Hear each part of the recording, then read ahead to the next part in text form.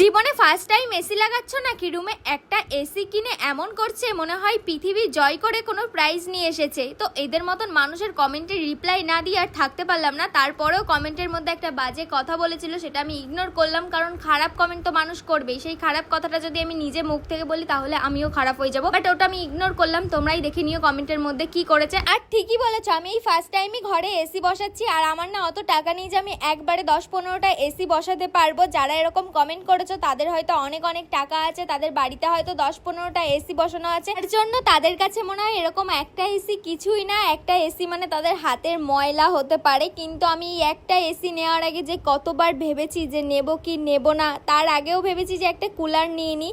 তো বললো যে কুলারে অতটা ঠান্ডা হয় না, যেহেতু আমার কাজটা হচ্ছে না। এই গরম যা পড়েছে, সবাই জানো কেমন গরম পড়েছে, তাই ভাবলাম ঠিক আছে চলো একটা এসি নেওয়া যায়। বড় লোকের কমেন্ট দেখো, এইবার বুঝুন এরা কোন ক্লাসের। পুরো গন্ধ গ্রাম থেকে। আপনার এই কমেন্টটা দেখে এমনিই বোঝা যাচ্ছে আপনিও কোন ক্লাসে। গ্রামের মানুষ মানেই ছোট আর শহরের মানুষ মানেই বড়। এইরকম কিছু কিছু শহরে থাকা মানুষগুলো গ্রামের মানুষদের হয়তো মানুষ বলে মনেই করে না। এরা যে নিজেদের কি ভাবে এরাই জানে, মানে এদের কতটা মানসিকতা নিচে হতে পারে। এদের এই কমেন্টগুলো দেখো তাহলেই বুঝতে পারবে। আমাদের ভাই এত অহংকারের দরকার নেই, আমাদের এত কিছু দরকার নেই। আমাদের এই যা আছে আমরা অল্পতেই খুশি, আমাদের বেশি দরকার নেই।